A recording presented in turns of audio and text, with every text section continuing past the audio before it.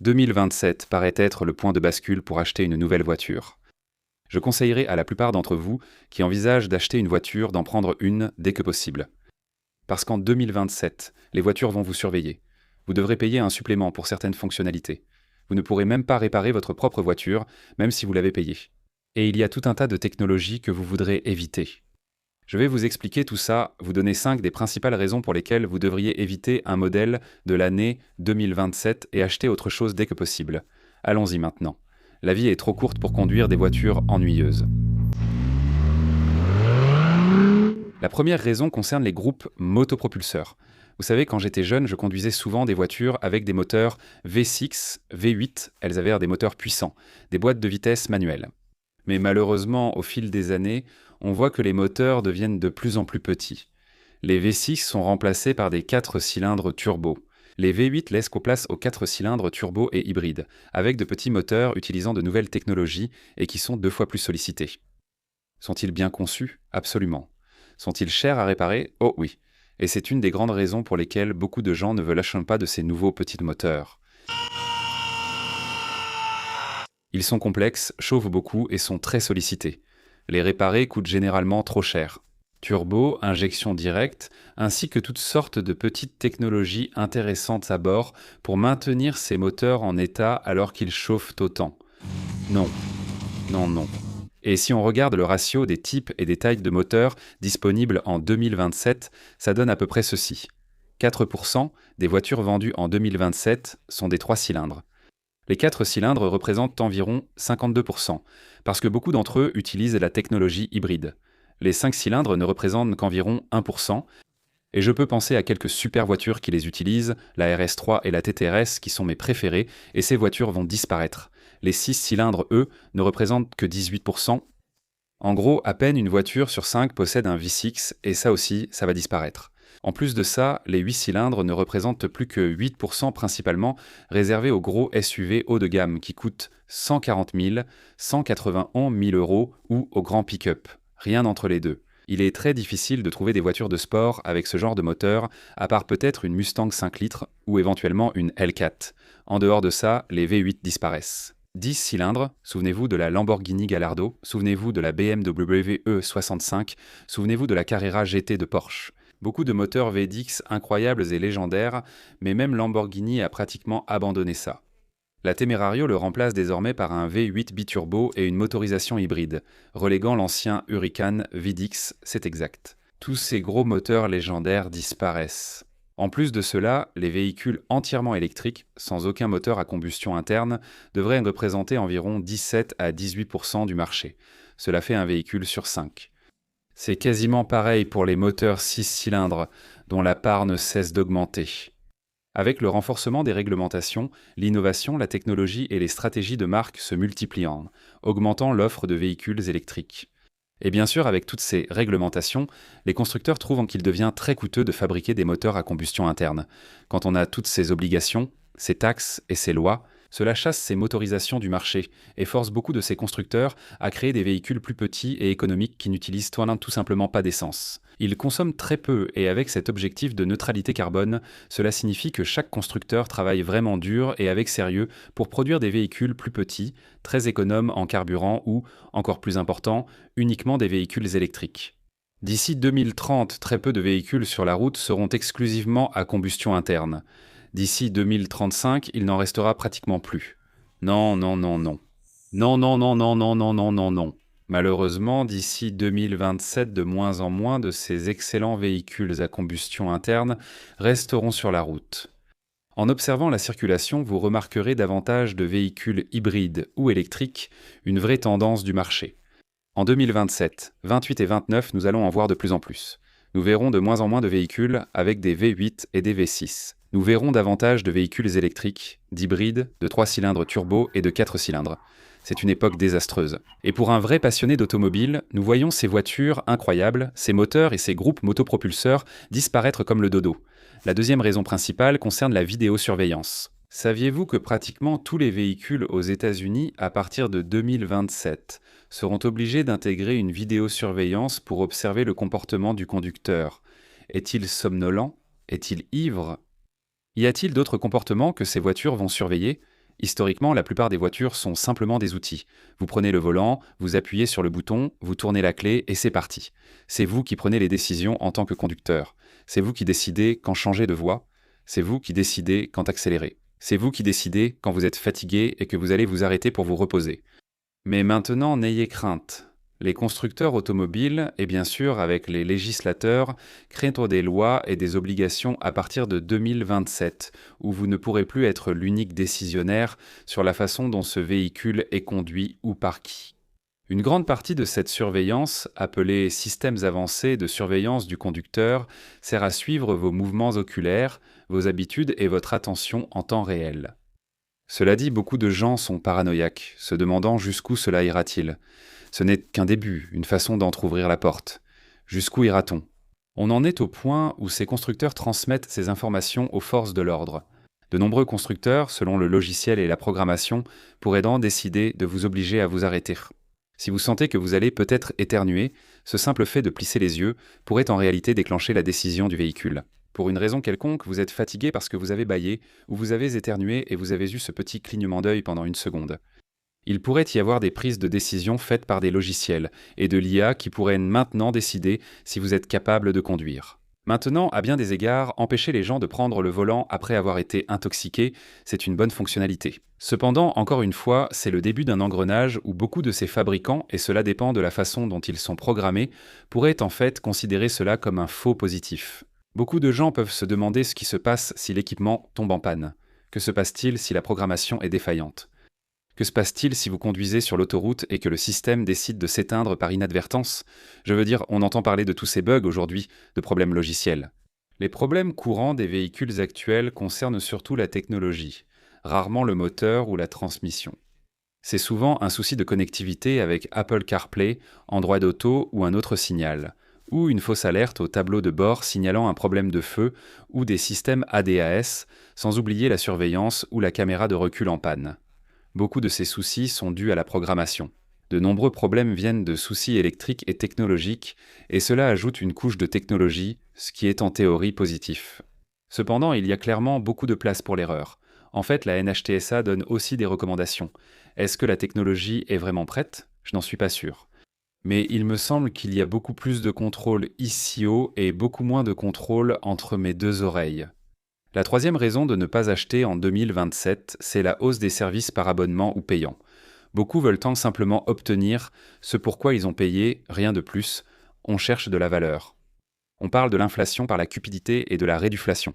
Et tout cela sont des facteurs, et ceci n'est qu'une extension de plus de ce phénomène. Un autre secteur, l'industrie automobile, qui est l'un des moins reconnus pour être réglementé. C'est une industrie qui fonctionne un peu à la manière des cow-boys, et ils veulent essentiellement faire ce qu'ils veulent et fixer les prix qu'ils souhaitent, et cela n'est limité que par le bon sens de l'acheteur. Le souci, c'est que l'acheteur prend souvent de mauvaises décisions, guidé par ses émotions.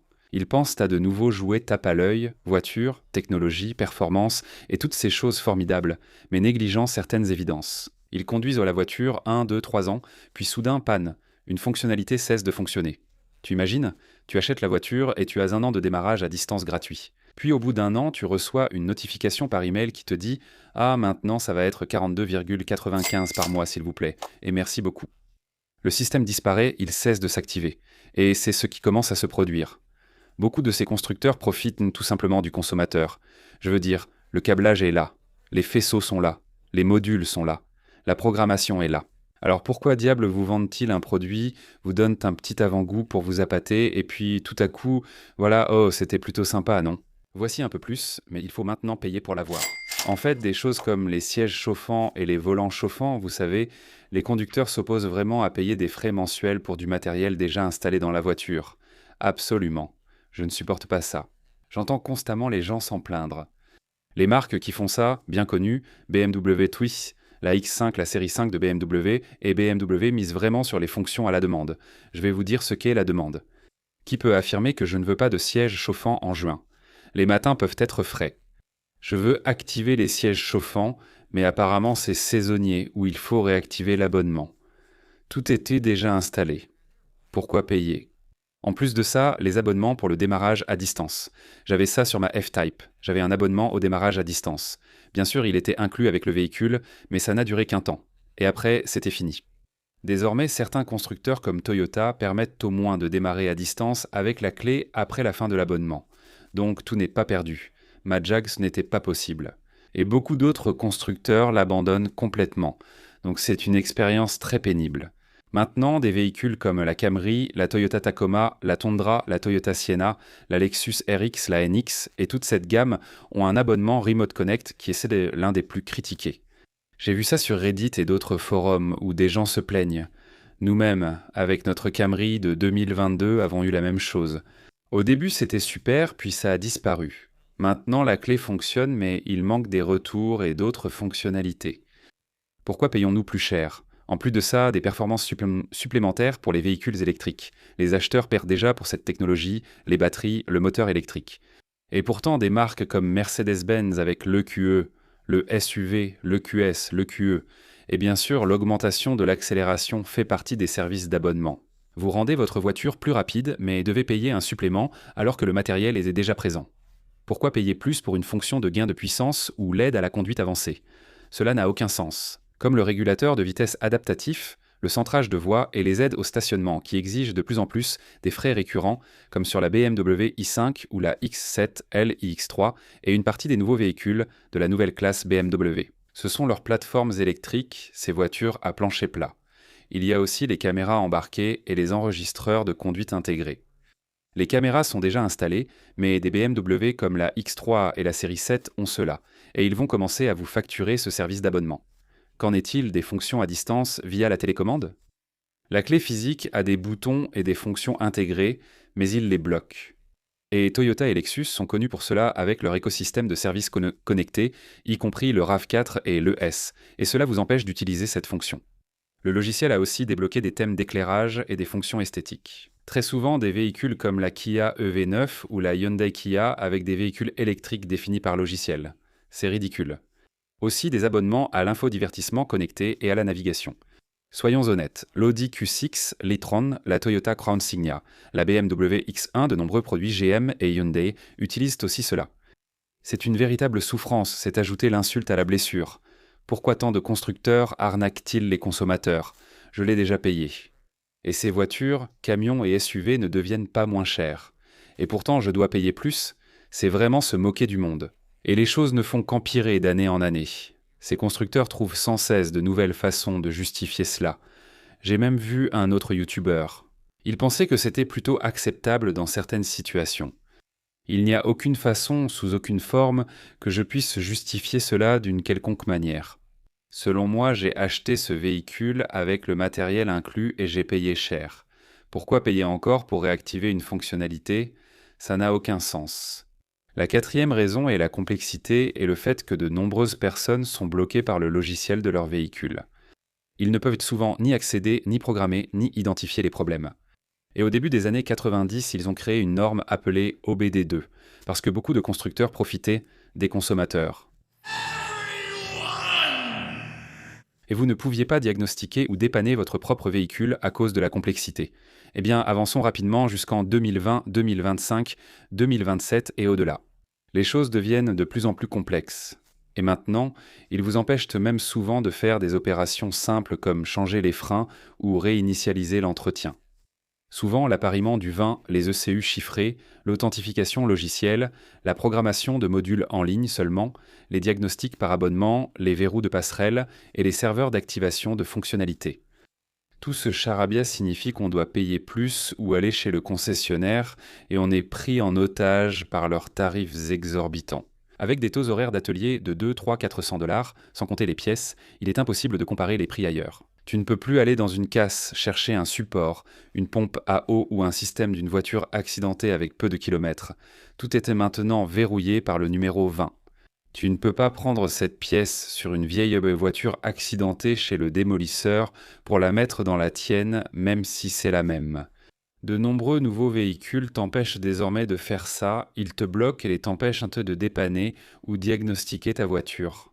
Et pour aller au fond du problème, tu dois maintenant te rendre dans beaucoup de ces ateliers vraiment chers, des ateliers agréés constructeurs, pour faire réparer ta voiture. Mais il y a certains constructeurs que j'ai étudiés qui sont un peu plus agressifs. Avec cette technologie qui t'empêche d'accéder, et maintenant, même s'il n'y a aucun constructeur qui te bloque complètement à 100%, dont beaucoup rendent l'accès vraiment, vraiment difficile, et ces marques s'en alignent sont essentiellement Stellantis. Avec leur module de passerelle sécurisé, le SGW, il bloque dans de nombreux outils de diagnostic sans autorisation. Tu sais, si tu achètes un véhicule comme une Jeep Wrangler, un Ram 1500, une Dodge Charger, une Daytona EV ou une Jeep Wagoneer, ces véhicules peuvent aussi en faire partie. Mercedes-Benz. Les exigences de programmation en ligne SCN concernent des modules chiffrés. Tu trouveras cela dans des véhicules comme le QE, le QS, la classe G, la classe S et d'autres. En plus de ça, BMW et le codage des composants avec l'appariement du vin, la durée d'abonnement des fonctions logicielles dans les i5-9, X7 et série 7. Clairement, ce sont des véhicules électriques et des modèles plus avancés, plus haut de gamme, et en plus General Motors, l'architecture électrique Global B, avec l'authentification des modules, l'abonnement, la télématique.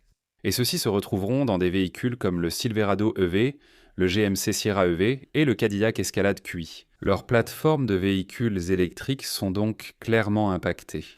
Rivian aussi a limité l'écosystème de réparation indépendant avec une architecture logicielle complexe, comme sur les modèles R1T et R1S, et cela rend les choses de plus en plus difficiles.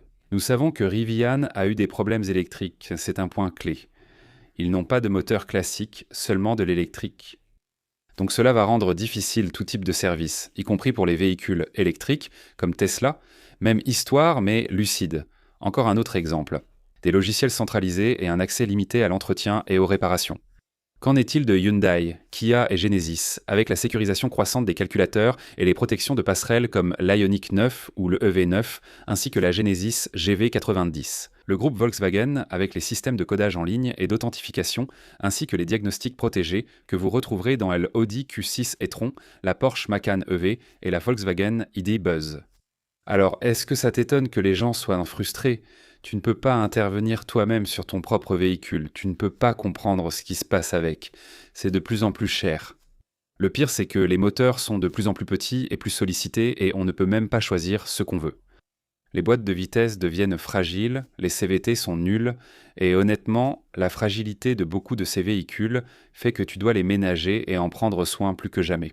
Tu te souviens de certains des anciens véhicules, certains des vieux Toyota? Tu pouvais les négliger, les maltraiter et ils continuaient quand même à rouler. Les véhicules ont des tolérances si serrées que sans tolérance parfaite. Si tu n'as pas le carburant parfait, si la quantité de carburant change ou si tu ne fais pas les vidanges d'huile, ces véhicules peuvent vraiment commencer à te causer des problèmes. Je veux dire, l'huile, par exemple, ne sert plus seulement à lubrifier le bas moteur. Maintenant, l'huile est aussi utilisée pour la lubrification des roulements du turbocompresseur. Elle est aussi utilisée pour le système de calage variable des soupapes VTIS et les systèmes vanneaux variables, et elle sert dans beaucoup d'autres domaines. Elle participe au refroidissement, à la lubrification et au transfert de pression. Malheureusement, la lubrification ou son absence cause de nombreux problèmes. Les véhicules sont plus complexes, mais il existe une cinquième raison de ne pas acheter en 2027. Et soyons honnêtes, tout se résume au coût. Selon les statistiques, le véhicule moyen, en 1970, coûtait environ 3 450 $. Je sais, vous allez dire, et les salaires, ils étaient aussi bas à l'époque, non? Mais si l'on tient compte de l'inflation, ce véhicule en 1970 coûterait aujourd'hui beaucoup plus près de 28 000 en fonction de l'augmentation et de l'ajustement liés à l'inflation. Cela étant dit, au fil du temps et en voyant comment les choses ont évolué, en 2022, on a commencé à voir un pic important et les choses ont changé. La flambée est survenue lors des pénuries de véhicules, avec plus d'argent chez les gens et des aides gouvernementales. Cela signifiait que beaucoup de gens payaient-ils toujours plus cher et acceptaient de payer les frais de majoration liés au marché et des suppléments. Je connais quelqu'un chez un concessionnaire Toyota qui affirme qu'on ne peut pas avoir de RAV4 neuf sans commande, avec un délai d'attente d'1 à 2 ans. Cependant, si vous êtes prêt à acheter la version haut de gamme hybride rechargeable, à prendre toutes les options et à payer une petite majoration liée au marché, devinez quoi, ils feront une exception pour vous. Ce sont les seuls à repartir aujourd'hui au volant d'un Toyota RAV4 si vous achetez la version haut de gamme avec quelques options. Montrez un peu plus de soutien à la marque. Si vous voulez simplement dire que vous voulez le modèle de base sans aucune option et que vous voulez payer comptant, bonne chance. Vous allez attendre 2 ans. Et quand on regarde les prix d'avant la pandémie, le prix moyen d'un véhicule en 2019 était d'environ 37 000 $. Ajusté pour l'inflation, c'était environ 44 500 $, le pic d'avant la pandémie. Ensuite, on commence à voir les choses vraiment grimper au point qu'en 2022, on a atteint un sommet absolu. On l'a vu, on a carrément crevé le plafond, si je puis dire. Le prix moyen du véhicule était d'environ 48 000 dollars, mais ajusté pour l'inflation, il atteignait environ 52 000 dollars selon les chiffres corrigés de l'inflation. Ensuite, les choses commencent à redescendre lentement, les prix commencent à changer, à se stabiliser, puis en 2027. Des sources comme Edmunds, Cox Automotive et bien d'autres ressources nous l'indiquent là. Le prix moyen des transactions grimpe aujourd'hui jusqu'à 52 000 dollars. En 2026, il vient juste d'atteindre 51 000 l'année prochaine, il montera à 52 000, et ajusté à l'inflation, ce sera presque 51 000. Donc, comme vous pouvez le voir, ajusté à l'inflation, au cours des 30 à 35 dernières années, on a vu quelque chose comme près de 25 à 30 000 dollars selon les chiffres ajustés à l'inflation. On paie plus que jamais auparavant. Et pourquoi ? Parce qu'une grande partie de la recherche et du développement de ces nouvelles technologies pour beaucoup de ces véhicules électriques et technologies hybrides signifie que ces constructeurs automobiles consacrent plus d'efforts et investissent davantage d'argent en développement dans la création de ces nouveaux véhicules électriques et de la technologie hybride. Plutôt que d'améliorer, de reconstruire et de rendre leurs véhicules à combustion interne plus fiables, plus économes en carburant et plus performants, ils les mettent un peu de côté. Pourquoi observe-t-on plus de moteurs consommant de l'huile, de transmission CVT et de moteurs à combustion interne défectueux ? Pourquoi ?